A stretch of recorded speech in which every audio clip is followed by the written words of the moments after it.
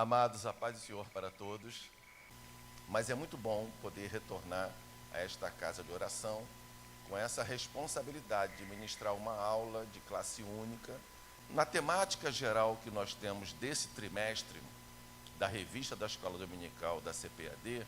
Os irmãos já estão aí com 5 lições que foram abordadas, trabalhadas, desdobradas em sala de aula, numa temática maior voltada para um período histórico do Reino de Israel, quando o Reino de Israel se divide.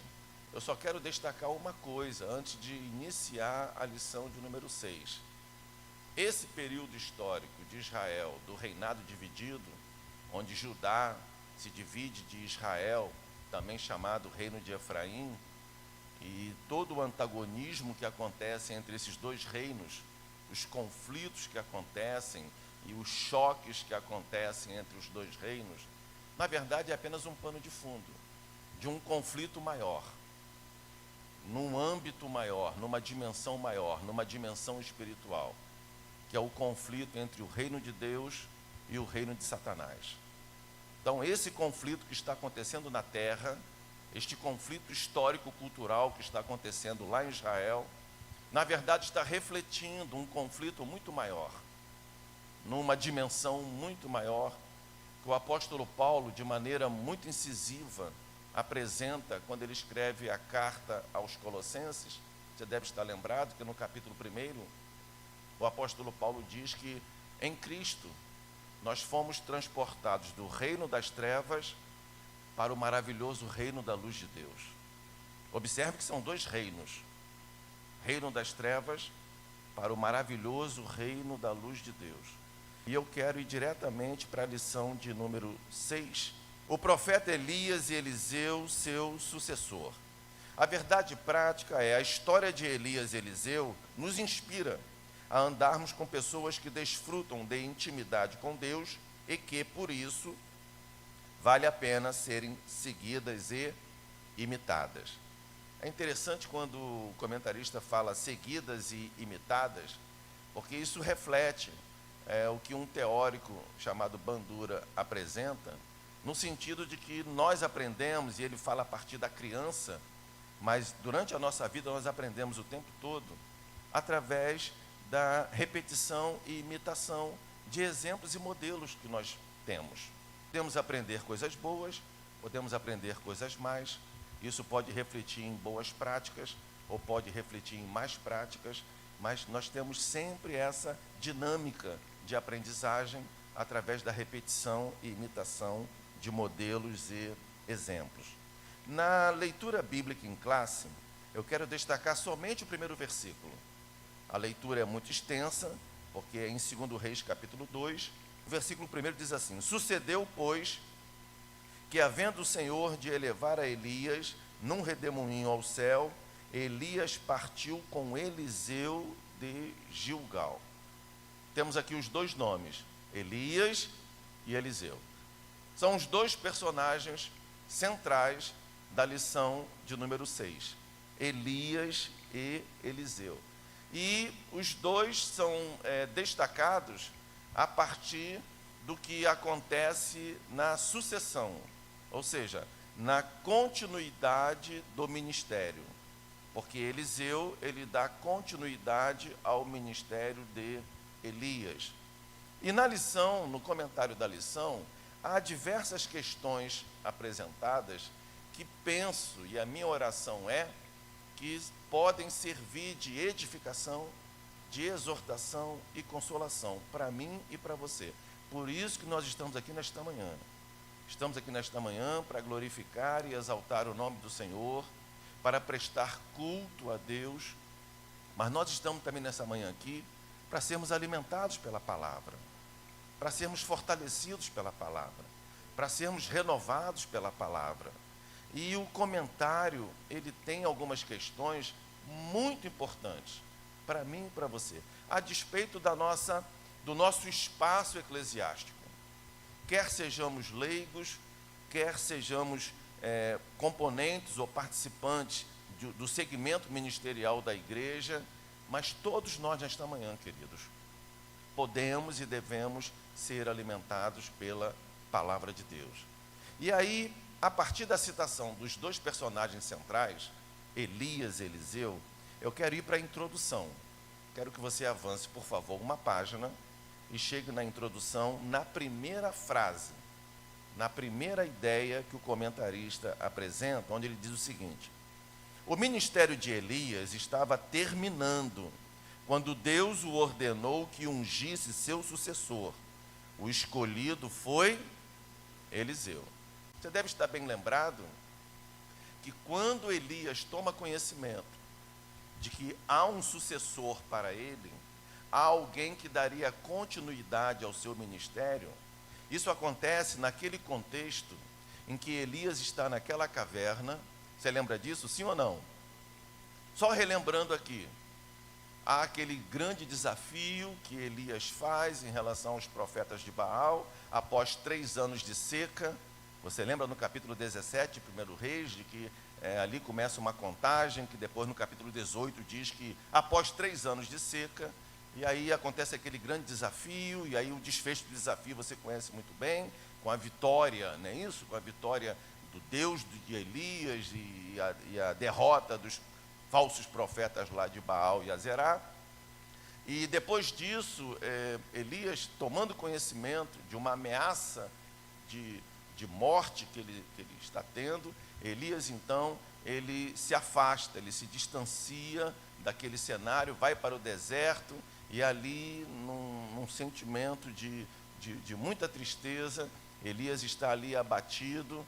E então, se você está bem lembrado, no capítulo 18, a Bíblia diz que inicialmente um anjo, não vai dar para abrir a Bíblia, mas eu penso que você lembra, a Bíblia diz inicialmente que um anjo se aproxima de Elias e ali dá para Elias o alimento para que ele se fortalecesse. Elias, ele absorve aquele alimento e ele volta a deitar. Ele está muito abatido, ele está muito triste, e Elias volta a deitar-se.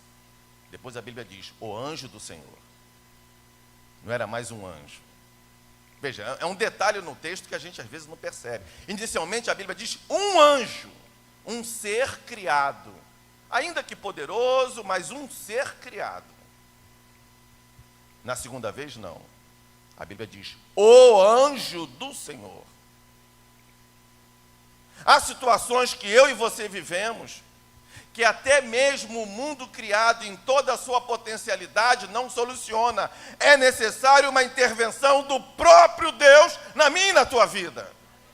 Aleluia! Quem sabe nesta manhã é a tua condição.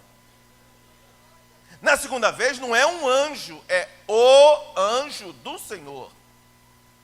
E novamente Elias se alimenta e ele então caminha 40 dias e 40 noites.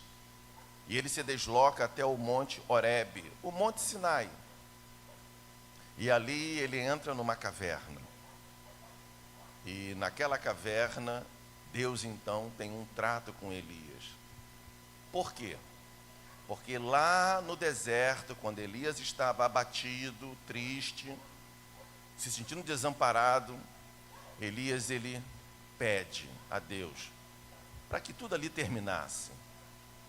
Ele pede para que tudo ali acabasse, e ele diz, olha Deus, para mim chega, para mim é o suficiente, para mim não há mais como caminhar, não há mais como avançar. Isso acontece lá no deserto, não é na caverna. Preste bem atenção, isso não acontece na caverna, acontece lá no deserto. E Elias pede então para que termine, para que acabe, que para ele ali já era o fim. E Deus não responde a Elias ali no deserto. Agora na caverna, Deus responde. E depois de Deus tratar Elias naquela caverna, Deus diz a Elias, olha, você vai ungir. E vai dizendo, vai ungir Azael, e vai ungir mais não sei quem. E olha, e você vai ungir Eliseu como teu sucessor. Você vai ungir Eliseu como teu sucessor. E o que é que isso me ensina nesta manhã? Que eu não devo entregar para Deus aquilo que eu não estou pronto ainda a devolver para Ele. Você entendeu, sim ou não? Não devemos entregar para Deus aquilo que ainda não estamos prontos para devolver. Porque Ele pediu para devolver lá no deserto. Ele pediu. Deus ali não responde nada para ele. Não era momento de responder, mas aqui na caverna Deus responde. Você vai ungir Eliseu. Imagine esse casal, pastor Bauer e pastora Raquel Dias, com toda a dinâmica do pastorado, com tudo que envolve, e só quem está nesse espaço sabe o que é. Com tantas coisas, com tantas demandas, com tantos desafios que têm que ser enfrentados, e é quem Deus tem colocado neste lugar como sendo a direção do que Deus quer para o Ministério Rema. Agora imagine, mês sim, mês não, você vai lá e diz: olha, pastor Paulo, eu estava pensando, diz que orou, eu orei, andei orando, diz que orou, eu orei, e olha, eu estou achando que não vale a pena continuar no departamento não, liderando não, e vamos ver se o irmão tem alguém aí para ficar no meu lugar. Imagina mês sim, mês não você fazer isso. Imagine agora o professor de EBD chegar para a superintendência, mês sim, mês não. Olha, eu amo muito ensinar, para mim é uma coisa assim que eu gosto muito de fazer, mas a turma desinteressada e ninguém... O pessoal chega atrasado, horário às 9, chega às 10 e nem leram a lição da semana, durante a semana. E, olha, vê se tem alguém para o meu lugar. Imagina mês sim, mês não você fazer isso. Um dia Deus ouve. Um dia Deus ouve. Então não devolva para Ele aquilo que você não está pronto a entregar ainda.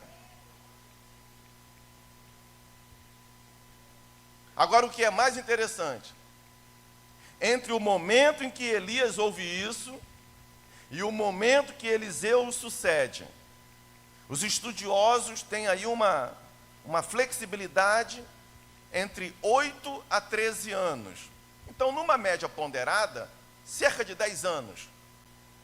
Será que Elias, não estou afirmando, mas será que Elias, de vez em quando, ele, nesses 10 anos, pensou assim: será que eu abreviei o meu ministério? Será que Deus tinha mais alguma coisa comigo? Então, nesta manhã, o que Deus está dizendo para mim e para você é que a nossa boca, ela pode ser fonte de bênção e pode ser fonte de maldição também. Não seja precipitado na sua fala. Não seja impulsivo no sentido de não levar em conta o que está acontecendo. Dificuldades, lutas e provações, todos nós passamos. Mas aquilo que Deus nos entregou, nós temos que levar até o fim. Não olhando para a direita, não olhando para a esquerda, mas olhando para o autor e consumador da nossa fé. Para de fazer beicinho. Fica parecendo uma chantagem. Mês sim, mês não, vai lá no nome de Deus. Olha, começou bem lá no departamento, todo mundo muito atuante, muito dinâmico, mas agora eu chamo para orar, ninguém quer ir, e aí eu faço uma programação lá de um estudo bíblico, ninguém aparece. Pastor Bauer, pensando bem, acho que eu não fui chamado para isso não. Deus não errou na chamada dele não, porque Deus não erra. Deus não errou não, meu querido. Minha amada, Deus não errou não. Naquele adesivo que nós colocamos no carro, Deus é fiel, continue. Agora faz assim, vírgula, e eu tenho sido. Não tira o adesivo não, deixa o adesivo lá. Mas se você puder, pega aquela caneta que dá para escrever. Não tem uma caneta que é própria para escrever nesse tipo de material? Aí você coloca assim, vírgula, e eu tenho sido. Porque a fidelidade de Deus não se questiona. Deus é fiel e Deus não pode negar-se a si mesmo. A questão é, eu e você temos sido fiéis àquilo que Deus tem dado em nossas mãos. A sucessão de Elias me chama a atenção por essa questão em que ele ouve de Deus de que um sucessor seria levantado. a partir do contexto em que ele pede para morrer, e Deus, de certa forma, ouve. Embora Deus não deixe de tratar o seu filho, embora Deus não deixe de curar o seu filho, mas Deus leva em conta aquilo que o seu filho disse para ele: olha, eu não quero mais, para mim chega, estou cansado, não vale a pena trabalhar, as pessoas não me ouvem, não me obedecem. Amado, minha querida, eu quero te falar uma coisa com muito amor, porque Deus não te trouxe aqui para te ferir nesta manhã, te trouxe para te tratar. Quero te falar uma coisa com muito amor. Você é importante para o reino de Deus. Você tem valor para a casa de Deus. Você tem utilidade para a obra de Deus. Mas você não é indispensável.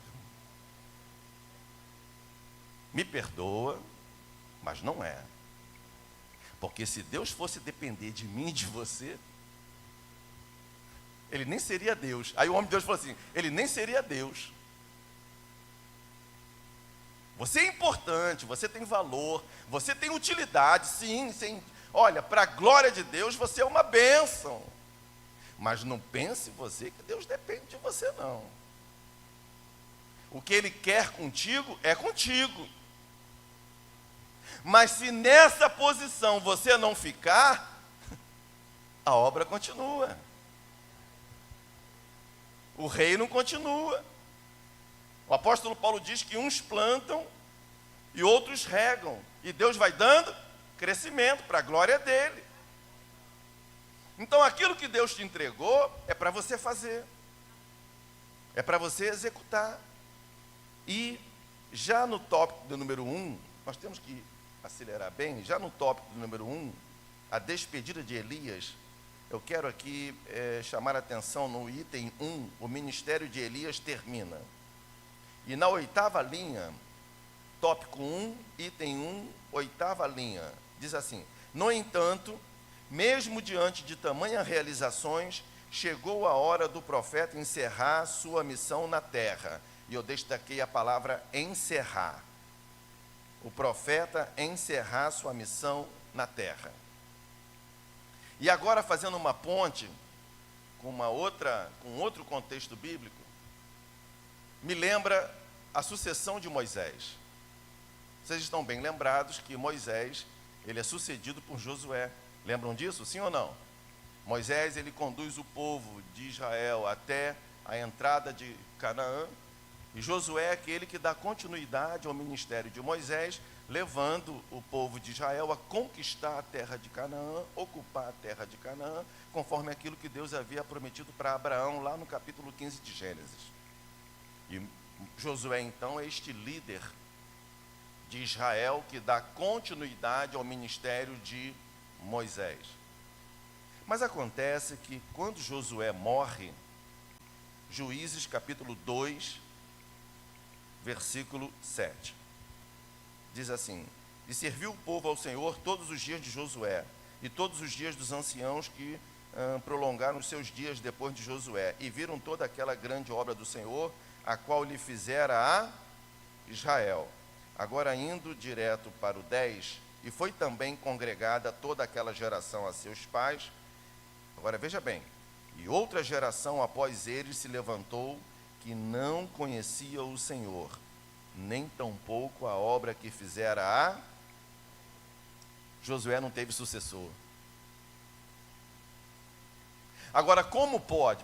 Pensa comigo, como pode Josué, tendo vivido de forma experimental a sucessão de Moisés, porque Josué foi preparado, treinado, discipulado por Moisés, para que Josué então desse continuidade ao ministério de Moisés.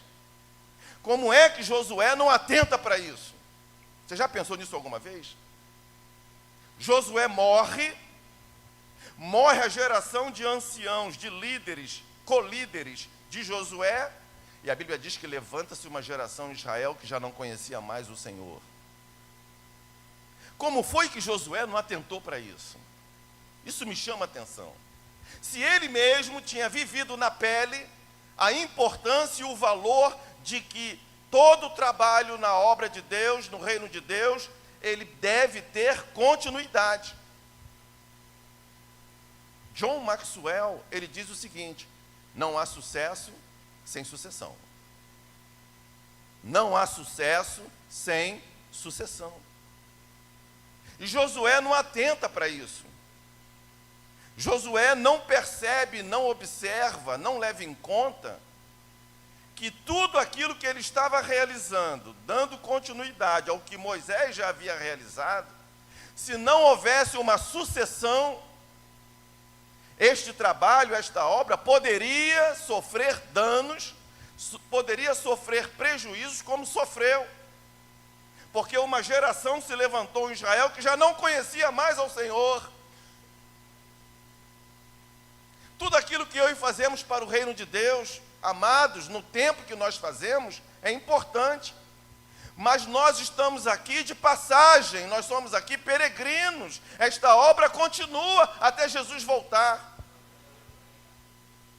Você, enquanto líder, pode ser de uma classe de EBD, pode ser de um departamento, pode ser de uma equipe de louvor. Você tem pensado nisso?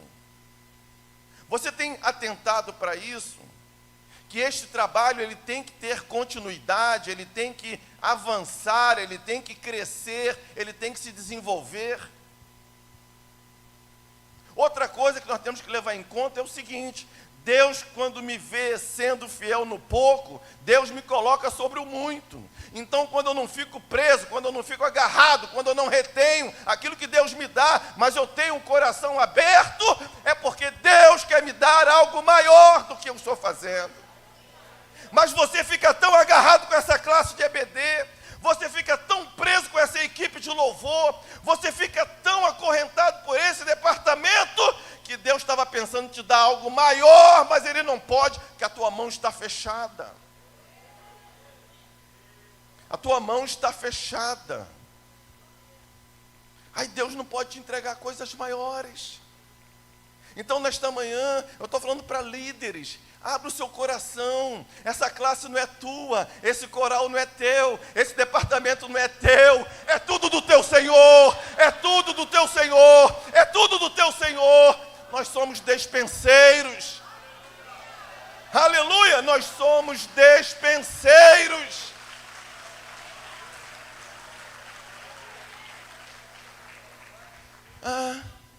O ministério dele começou junto com o meu. Há 10 anos começamos juntos. Olha, ele já está num nível. E eu, quem sabe ele tinha a mão aberta. Aí Deus é dando cada vez mais, cada vez mais. E você continua ali naquele espaço que você entende que é teu. Meu querido, nada é nosso no reino de Deus.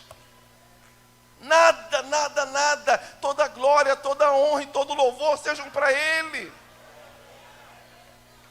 E Moisés e Josué me ensinam isso, que John Maxwell diz: não há sucesso sem sucessão. E no item 2, um profeta com grandeza de alma.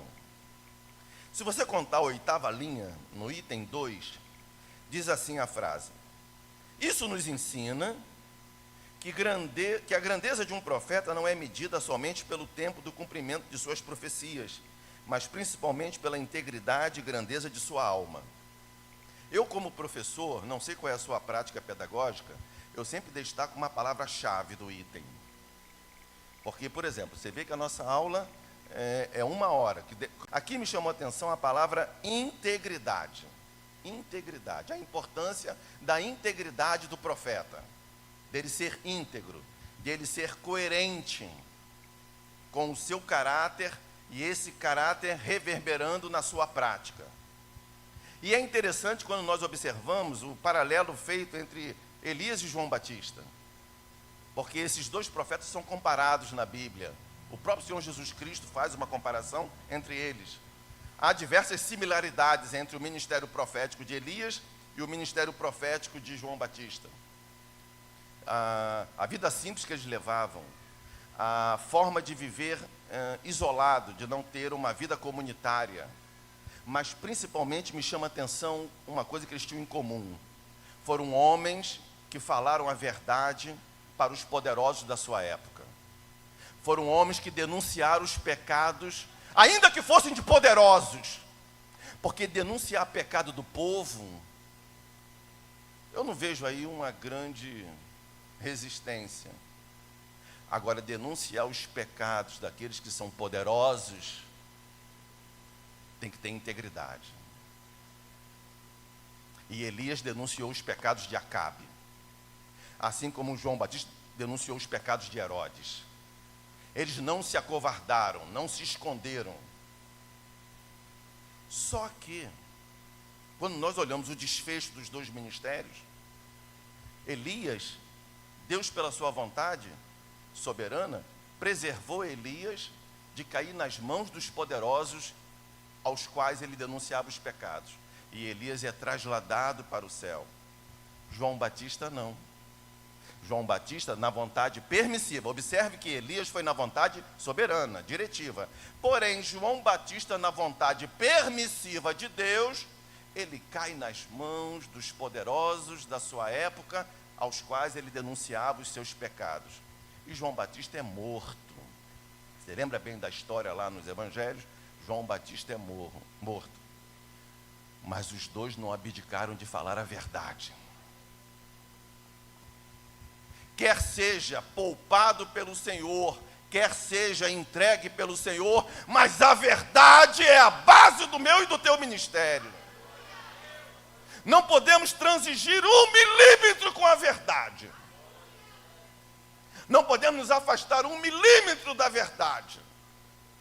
Avancemos até o tópico do número 2. Eu estou aqui, irmãos, vocês estão percebendo? Estou só destacando alguns pontos da lição nesse tempo que nós temos e queremos aproveitar o máximo possível. No tópico 2, o pedido ousado de Eliseu.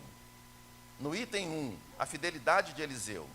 E aí você vai até a 9ª linha, que é o último parágrafo, é a última frase, melhor dizendo, desse parágrafo, diz assim: para Eliseu era uma honra servir Elias, porque esse era o trabalho que Deus lhe tinha dado para fazer.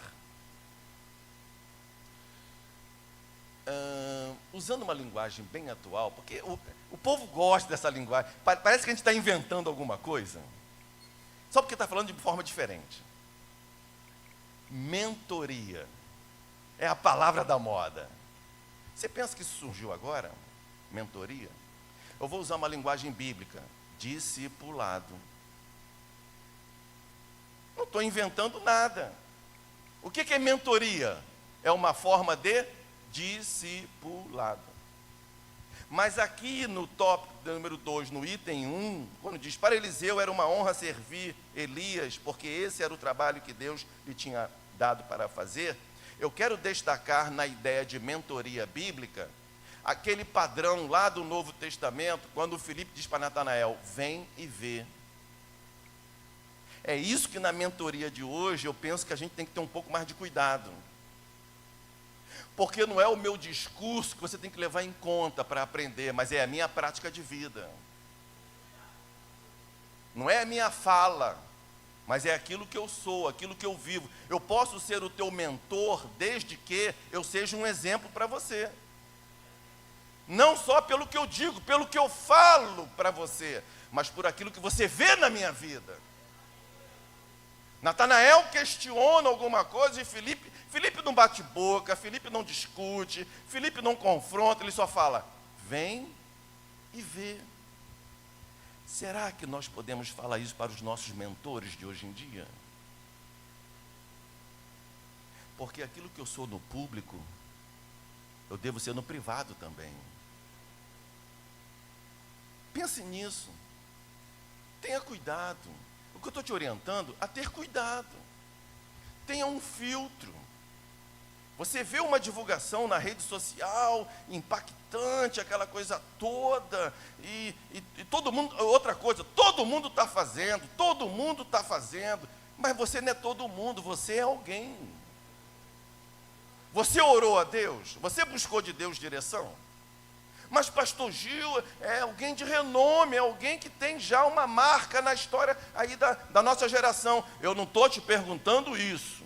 Estou perguntando você orou a Deus? Você buscou a direção de Deus?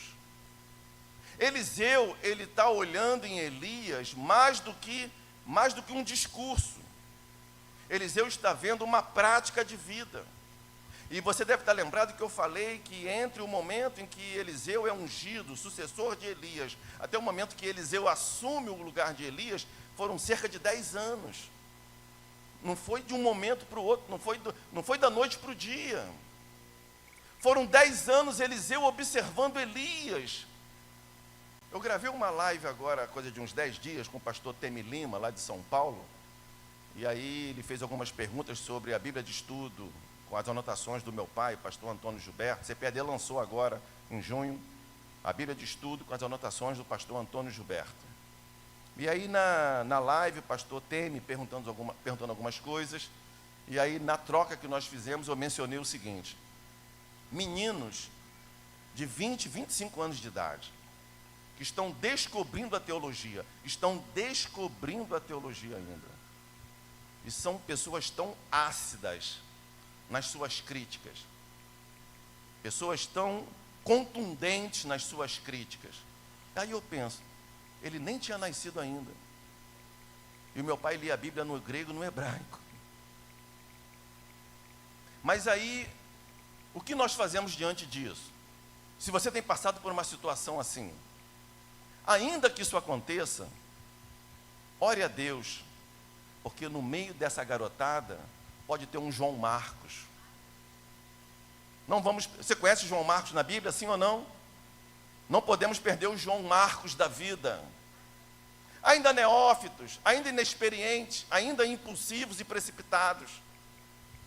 Mas que daqui a alguns anos, se Jesus tardar em voltar, Deus vai te lembrar e falar assim: olha, me traz João Marcos, porque ele me é muito útil na obra de Deus. Então, quando você sofreu uma crítica ácida e contundente, encare da mesma forma como você recebe um elogio. Por que a crítica ela nos machuca tanto? Por que a crítica nos magoa tanto? É pela importância que nós damos para ela. Eu e você somos feridos e magoados, não é pelo que as pessoas falam de nós. Não é. Não é pelo que elas fazem, mas é pela importância que nós damos para isso. Em outras palavras, quem define o tamanho da tua dor é você, não é o outro. Guarde isso. Quem define o tamanho da tua dor não é o outro, é você. Pela importância que você dá para isso. Porque enquanto você se desgasta, se deprime, entra em depressão, e você quer morrer, e você não quer mais sair de casa, enquanto você está coberto por essa nuvem negra de tristeza, há pessoas à tua volta que te amam, que se importam contigo e que te querem bem, e você não dá atenção para elas. Aleluia!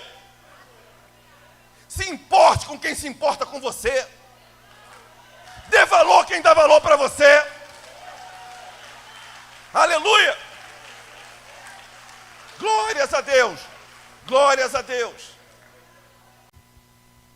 Tem gente assim na casa de Deus. Ninguém me ama, ninguém me quer. Quem tem que te amar, ele te ama e não te abandona. Aleluia! Quem tem que te amar, ele te amou até o fim, indo na cruz do Calvário, entregar a vida dele por mim e por você. Paulo diz que esse amor nos constrange. Paulo diz: esse amor nos constrange. É o amor de Cristo que importa para mim e para você nesta manhã. É por Ele que nós temos que ser amados. Glórias a Deus. Ai, gente, eu tenho que avançar. Ainda tem tanta coisa. Tópico 2, item 2, a porção dobrada. E eu quero ir até a 9ª linha. Tópico 2, item 2, a porção dobrada, 9ª linha. Em Israel, 2 partes de uma herança eram para o filho primogênito. Assim, Eliseu estava pedindo para ser herdeiro de Elias, ou seja, para ficar no lugar dele como profeta. Eu achei muito interessante isso, porque eu disse para vocês no início da aula que aquele contexto histórico-cultural está refletindo, na verdade, o mundo espiritual. E vocês já estudaram as lições de 1 a 5 e perceberam que Israel estava vivendo um período de grande apostasia. Apostasia, você sabe que é a negação da fé. A nação de Israel, influenciada pelo culto a Baal, Israel estava apostatando da fé. Havia inclusive a iniciativa de Acabe de tornar o culto a Baal culto oficial de Israel, religião oficial de Israel. É nesse contexto que Elias está atuando, que Elias está confrontando, que Elias está lutando pela verdade. Um contexto muito difícil, espiritualmente falando, e outra coisa, de crise também de liderança, quer seja no âmbito civil, quer seja no âmbito religioso. É isso aí que Eliseu está herdando. É isso aí que Eliseu está dizendo, olha, eu vou continuar. É isso aí que Eliseu está dizendo, olha, conta comigo. É isso aí que Eliseu está dizendo, olha, vamos juntos. Eu faria isso? Você faria isso? Porque, amados, fazer a obra de Deus com vento favorável é obrigação minha e tua. Mas navegar com vento contrário... Eliseu está recebendo essa bomba na mão. E o que eu consigo perceber? O que eu consigo perceber aqui? Como vocês conhecem Bíblia melhor do que eu, vocês conseguem fazer esses dois perfis rapidamente. Isso aqui é uma igreja doutrinada. Ministério Rema, gente, vocês têm uma marca para a glória de Deus. Vocês têm uma marca. Você fala Ministério Rema, isso tem credibilidade. Se você falar assim, ó, Ministério Rema, o sinônimo é credibilidade. Isso foi conquistado aí com toda uma caminhada de chegar a esse ponto. Vamos lá, os dois perfis, rapidamente. Elias, um homem que vivia isolado da sua comunidade. Eliseu, um homem que tinha vida social. Elias, alguém que dava um boi para entrar numa briga e dava uma boiada para não sair dela. Eliseu dava uma boiada para não entrar numa briga e 2 boiadas para sair da briga. Elias, na sua contundência, no seu confronto, o resultado geralmente era morte. Eliseu, na maneira de se conduzir, geralmente o resultado trazia vida. Se você observar Eliseu, o ministério de Eliseu, que já é outra lição que não é essa de hoje, você vai perceber que Eliseu foi um homem em que os milagres que Deus operou através de Eliseu foram, de um modo geral, milagres voltados para ressurreição, para restauração, para vencer a morte. O que eu quero dizer com isso? O ministério de Elias estava terminando para começar o de Eliseu, porque Elias foi um homem talhado por Deus para o confronto, para a luta, para a disputa. Eliseu não. Eliseu foi talhado por Deus para acolher. Ele foi talhado por Deus para abraçar, para levantar, para restaurar. Então, nesta manhã, não é porque, de certa forma, o que Deus tinha contigo está terminando, que você não tem mais valor para Deus. É que agora, num outro patamar, Deus tem uma outra visão do que tem que ser feito. Não se esqueça que uns plantam, outros regam, mas Deus dá o crescimento. E se eu e você tivermos o coração aberto para entregar aquilo no tempo em que tem que ser entregue, Deus está prontinho para te dar algo maior. Está prontinho para te entregar algo maior. E eu vou para o tópico 3. Tópico 3, Eliseu toma a capa de Elias. Eliseu toma a capa de Elias. No item 2, a capa de Elias. Na segunda linha, essa capa foi herança que o profeta deixou para seu servo Eliseu. Vocês leram a lição, estudaram a lição e já descobriram que a ideia da porção dobrada que Eliseu pede é em relação ao que está lá na lei mosaica do primogênito ter a porção dobrada, não é isso? Como herdeiro, isso já foi explicado, eu penso que eu não tenho que falar sobre isso. Eu só queria falar da capa, em poucos minutos. Elias deixa a sua capa. E Eliseu, então, continua o ministério de Elias com a capa de Elias. A capa na Bíblia, ela está muito vinculada à identidade da pessoa.